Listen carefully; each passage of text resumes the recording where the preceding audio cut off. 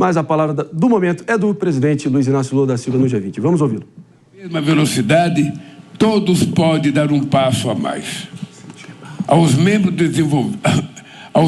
desenvolvidos do G20, proponho que antecipe suas metas de neutralidade climática de 2050 para 2040 ou até 2045. Sem assumir suas responsabilidades históricas, as nações ricas não terão credibilidade para exigir a ambição dos demais. Aos países em desenvolvimento, faço um chamado para que suas NDCs cubram toda a economia e todos os gases de efeito estufa. É essencial que considere adotar metas absolutas de redução da emissão. O Brasil apresentou em Baku sua nova NDC, que abrange todos os gases de efeito estufa e setores econômicos. Assumimos a meta absoluta ambiciosa para 2035 de reduzir emissões de 59% a 67% comparado a 2005. Já temos uma das matrizes energéticas mais limpas do mundo, com 90% de eletricidade proveniente de fontes renováveis. Somos campeões em biocombustíveis. Avançamos na geração eólica e solar e hidrogênio verde. A maior parte da redução das nossas emissões virá da queda no desmatamento, que diminuiu 45% nos últimos 2 anos. Não transigiremos com os ilícitos ambientais. O desmatamento será erradicado até 2030. Queremos que o mundo reconheça o papel desempenhado pelas florestas e que valorize a contribuição dos povos indígenas e comunidades tradicionais. O Brasil agradece a colaboração do G20 no desenho do Fundo Florestas Tropicais para Sempre, que vai remunerar países em desenvolvimento que mantêm suas florestas em pé. Também saudamos a aprovação dos princípios sobre bioeconomia do G20, que lançam as bases para um novo modelo de desenvolvimento. Mas esse esforço será inócuo se a comunidade internacional não se unir para fazer sua parte. Mesmo que não derrubamos mais nenhuma árvore, a Amazônia continuará ameaçada se o resto do mundo não cumprir a missão de conter o aquecimento global. Os oceanos são outro importante regulador climático e fonte potencial de soluções. Eles também devem ser objeto prioritário das nossas preocupações. Na luta pela sobrevivência, não há espaço para o negacionismo e a desinformação. O Brasil seguirá trabalhando com a Unesco, na iniciativa, com a ONU e com a Unesco, na iniciativa global pela integridade das informações sobre a mudança do clima. Enquanto estamos aqui, nossos representantes estão em Baku, negociando uma nova meta de financiamento climático. Não há ambição que se sustente sem meio de implementação. Em Paris, falávamos em uma centena de bilhões de dólares por ano que o mundo desenvolvido não cumpriu. Hoje, falamos em trilhões. Estes trilhões existem, mas estão sendo desperdiçados em armamentos enquanto o planeta agoniza. Não podemos adiar para Belém a tarefa de Baku.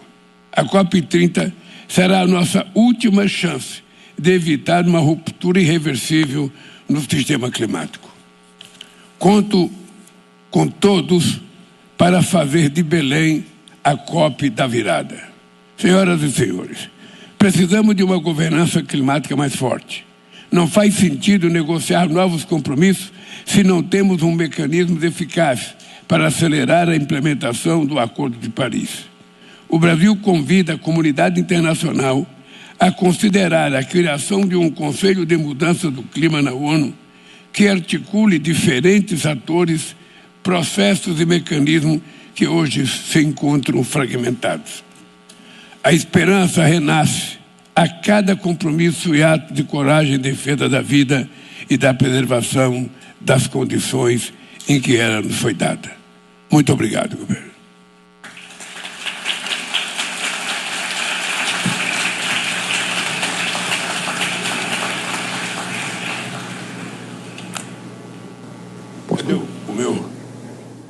isso aí, meus amigos e minhas amigas. Estamos de volta aqui com o nosso link ao vivaço no Morning Show. Está aí pronunciamento do segundo dia da cúpula do G20, a 19ª cúpula do G20, ocorrendo ali com pompa e circunstância no Rio de Janeiro, reunindo todos os principais chefes de Estado mundo afora.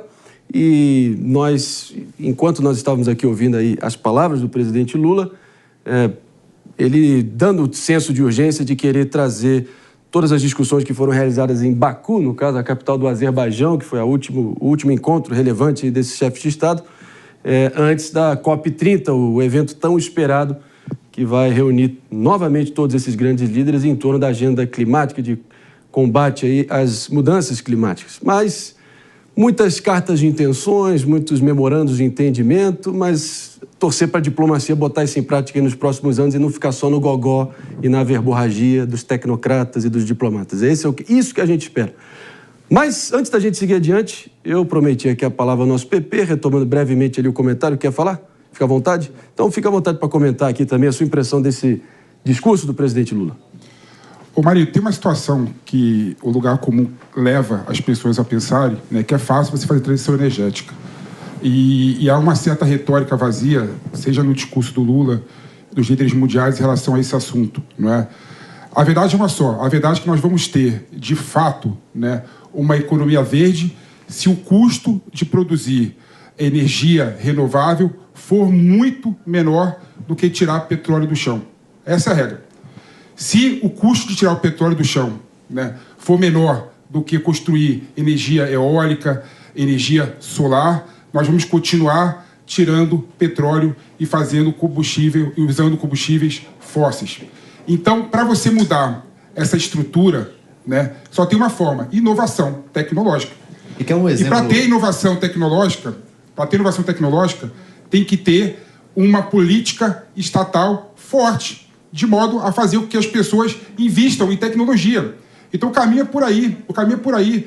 Não adianta você pensar somente no mercado de crédito de carbono, que o mano bate no peito achando que é a solução, porque não é por aí. Não adianta você fazer discursos retóricos falando que temos que investir em energias solares e eólicas que vai resolver o problema. Não vai. Calma, eu sou um grande defensor do investimento em inovação. Isso é um ponto importante. Agora, um segundo ponto importante é qual é o dilema da questão ambiental. É que existe um custo ambiental para as nossas ações.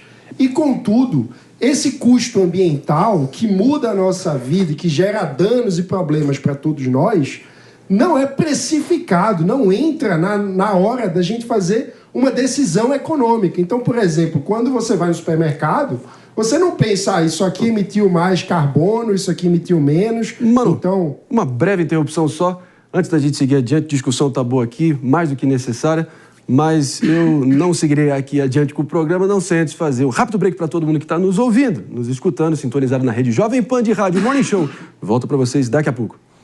Agora sim, mano, a palavra é sua, perdão. O que eu estava trazendo é o seguinte: a gente precisa mudar o paradigma da sociedade, do mundo, sobre o grau de responsabilidade nas decisões de um ponto de vista ambiental. E para isso ocorrer, a gente tem que ser capaz de fazer com que o custo ambiental seja incluído no custo econômico, que a pessoa, na hora de tomar uma decisão, leve em consideração o custo ambiental. Como é que isso pode ocorrer? Fazendo com que o custo ambiental vire custo econômico também.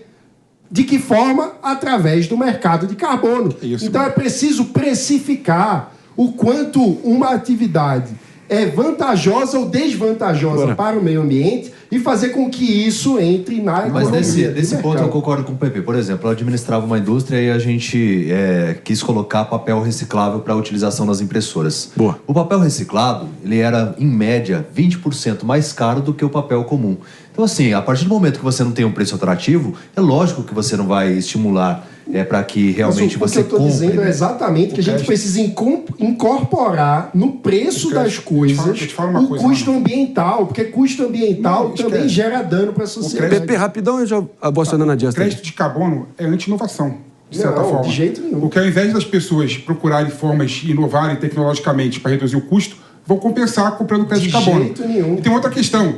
A compensação do crédito de carbono faz com que as empresas ricas, países ricos, compensem ao invés de reduzir drasticamente a questão da emissão do gás de efeito estufa. Então tem uma questão de desigualdade climática e social e de desenvolvimento que fica claro quando você coloca o mercado de crédito de carbono de uma forma não pensada, completamente irracional. Mas não é para ser de forma não pensada. O ponto não existe. Ao adicionar o crédito de carbono na equação econômica, você faz com que o que é mais poluente seja mais caro. Como e você o que faz é isso, menos... mano? Senhores, só tem uma forma de fazer isso, a energia for mais barata. Não, vamos trazer aqui para o dia a dia, vamos falar com o afegão médio, como é que isso vai resolver a vida da galera. O que eu estou dizendo é o seguinte, o que polui tem que ser mais caro.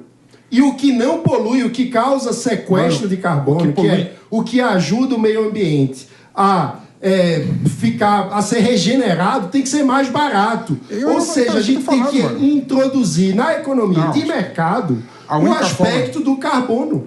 A única forma de fazer isso é o custo de energia limpa ser mais barato do que o custo de tirar petróleo do chão. Sim, mas é a única forma. Agora, Jess, quero te ouvir também, porque essa questão ambiental toda que está dando tom dessas discussões todas aí no G20, tem a taxação dos bilionários também, dos ganhos altíssimos, estratosféricos líquidos, né, que muita gente aí querendo taxar. Eu queria ver a tua perspectiva também, boa estrategista que você é. Por que a direita global, de modo geral, renunciou à pauta ambiental e, de certa forma, ali perdeu nessa queda de braço de narrativas, aceitando ser taxada ali como o pessoal que quer fazer da Amazônia um grande estacionamento, ou que é para passar boiada, e que, enfim, renunciou a essa tradição até conservadora do conservacionismo e de, na linha do PP, usar a tecnologia e as inovações, e as maravilhas aí das inovações a favor da preservação ambiental. Ótimo. Eu acho que está muito ligado à Europa, inclusive, porque a Europa tem um número de pessoas que se importam com essa pauta muito grande. Quase uma religião verde. O verde é uma religião, um dos partidos mais fortes hoje da Alemanha. Então, assim, se você pega os líderes europeus, assim, conservadores, a Giorgia Meloni, por exemplo, se eles tiverem um discurso muito, como antigamente tinham, do conservadorismo, de não investir tanto nessa pauta ambiental, eles muitas vezes vão se perdendo em termos de voto de eleitores, principalmente entre os mais jovens. Então, houve essa modificação. Hoje, essa não é uma pauta que ela gera tanta briga como ela gerava há 10 anos.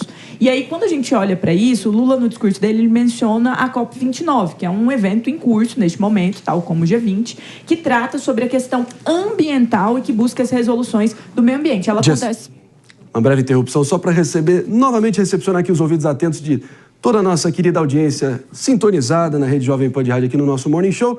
Antes da gente concluir aqui o comentário certeiro aqui da nossa Jess Peixoto, provocando a discussão, todos esses temas aí que estão sendo aventados aí, discutidos a todo vapor lá no G20, eu quero também trazer vocês para a discussão. Quero ouvir e sentir o pulso da nossa querida audiência hoje, com a seguinte pergunta que está lá cravada no nosso site, o www.jovempan.com.br, acessando o nosso site, tendo acesso a todo o conteúdo exclusivo para os nossos assinantes, não só várias colunas sensacionais, também o melhor serviço de informação sempre em cima do lance. Olha só, você do outro lado, seja do rádio, seja da tela, acha que a taxação dos bilionários vai ajudar no combate às desigualdades? Sim ou não? É um dos grandes temas aí da modernidade e a gente quer sentir aqui o pulso da nossa querida audiência. Então, acessando o nosso site, jovempan.com.br, deixa lá o seu voto e no final do nosso Morning Show a gente traz a resposta e repercute aqui com a nossa querida bancada. Jess, concluindo, muita coisa pra gente trazer ainda para o público. E aí, o que acontece? Na COP29, que ano que vem vai ser no Brasil, COP30, o que acontece? O grande tópico foi a questão financeira. Então, os países querem que, de fato, exista uma verba maior para essas modificações que tanto o PP quanto o Mano estão falando. E querem cobrar dos mais ricos. Então, aqui não é só taxar os bilionários, mas muitas vezes é fazer uma modificação em relação a quem vai financiar essas inovações ou até mesmo esse investimento no meio ambiente. E é isso que o presidente Lula acabou de mencionar e de cobrar. A ministra do Meio Ambiente, que estava na COP29, até veio do Brasil para gerar mais pressão sobre os países do G20 em relação a esse valor e também para lembrá-los sobre o Acordo de Paris, que coloca que os países mais ricos deveriam também ajudar financeiramente mais. Mas a grande questão é que a disponibilidade para se investir no meio ambiente muitas vezes não é prioridade desses países, nem dos mais ricos, nem dos mais pobres. E aí essa é uma discussão que vai indo, todo ano acontece, e a COP29 a COP30 não conseguem resoluções efetivas. É só um encontro para discutir o meio ambiente, mas no final das contas, o que precisa ser feito muitas vezes não é feito.